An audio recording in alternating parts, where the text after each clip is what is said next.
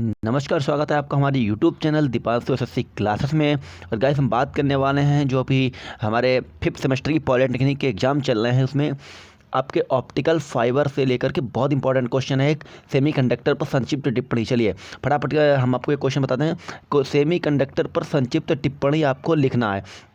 चलिए क्या हो जाएगा इसके अंदर देखिए। सेमीकंडक्टर क्या होता है पहले देखिए। सेमीकंडक्टर ऑप्टिकल एम्पलीफायर को क्या करता है, ऑप्टिकल एम्पलीफायर को आमतौर पर थर्ड वी मिश्रित अर्धचालक से बना होता है, ठीक है ना। 3 या 4 मिश्रित अर्धचालक से क्या होता है, सेमीकंडक्टर हमारा बना होता है। जैसा कि कौन कौन से हमारे हो सकते हैं, जैसे कि हमारे कौन कौन से GAS, ALGAS, इनपुट GASP और ALGASP। हालांकि किसी भी प्रत्यक्ष बैंड अंतर अर्धचालक जैसे कि द्वितीय स्थिति रूप से प्रयोग किया जाता है। इस तरह के एम्पलीफायरों का उपयोग अक्सर कितने दूर संचार प्रणालियों में फाइबर पिंगलेट घटकों के रूप में किया जाता है। चलिए, जो सिग्नल तरंग दैर्ध्य में 0.85 माइक्रोन और 1.6 माइक्रोन के बीच काम करता है, 30 dB तक ये क्या करता है, लाभ पैदा करता है। चलिए फटाफट आगे बढ़ते हैं। आगे कह रहा है कि अर्धचालक ऑप्टिकल एम्पलीफायर छोटे आकार का और विद्युत रूप से पंप किया गया EDFA की तुलना में संभावित कम महंगा हो सकता है। अर्धचालक पराबैंगनी किरण मॉड्यूलेटर आदि के साथ एकीकृत किया गया है, हालांकि प्रदर्शन अभी भी EDFA के साथ तुलनीय है। अब हम बात करते हैं आगे। SOA क्या होता है कि SOA में उच्च शोर, कम लाभ, मध्यम ध्रुवीकरण, निर्भर और तेजी से क्षीणन समय के साथ साथ उच्च समानता है। SOA का मुख्य लाभ यह है कि सभी 4 प्रकार के जो हमारे गैर लाभ operation, cross marriage modulation, cross phase modulation, तरंग रूपांतरण और 4 बीम मिक्सिंग का उपयोग किया जा सकता है। इसके अलावा SOA में को कम पावर लेजर के साथ चलाया जा सकता है।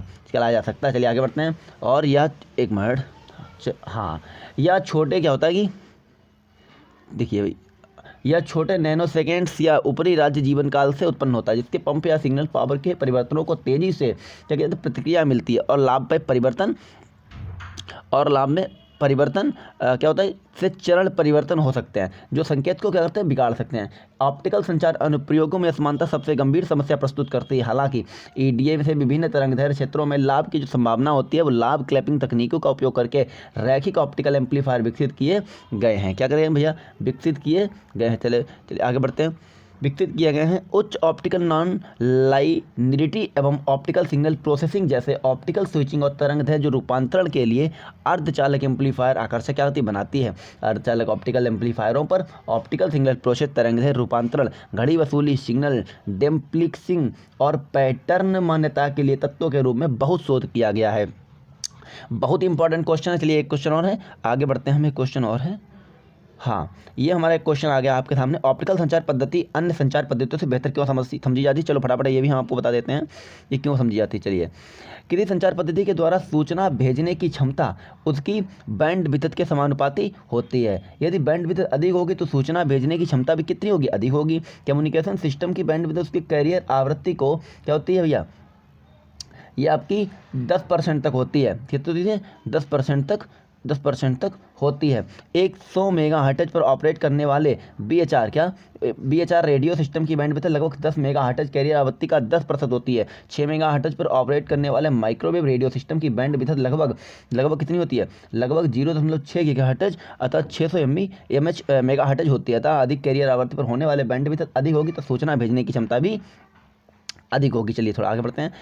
ऑप्टिकल संचार में प्रयुक्त होने वाली आवृत्तियाँ 10 की पावर 4 हर्ट्ज से 4 × 10⁻14 हर्ट्ज के मध्य होती है। बैंडविड्थ लगभग 10,000 से 40,000 गीगाहर्ट्ज के अधिक होती है। स्पष्ट है कि optical transmission bandwidth microwave transmission की अपेक्षा 10,000 गुना 10⁻4 टाइम अधिक होती है। इतनी अधिक बैंडविड्थ न केवल वर्तमान युग की संचार आवश्यकताओं को पूरी करती है, परंतु भविष्य के संचार अवस्था को भी पूरी करती है। ऑप्टिकल संचार आवृत्तियाँ 1,00,000 गीगाहर्ट्ज की रेंज होती है, तो ऑप्टिकल ट्रांसमिशन की बैंडविड्थ 10,000 गीगाहर्ट्ज से भी अधिक होती है।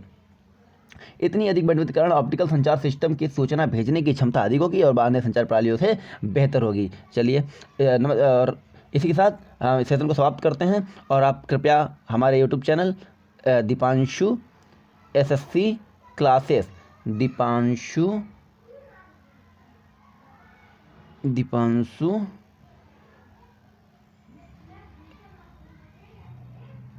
एसएससी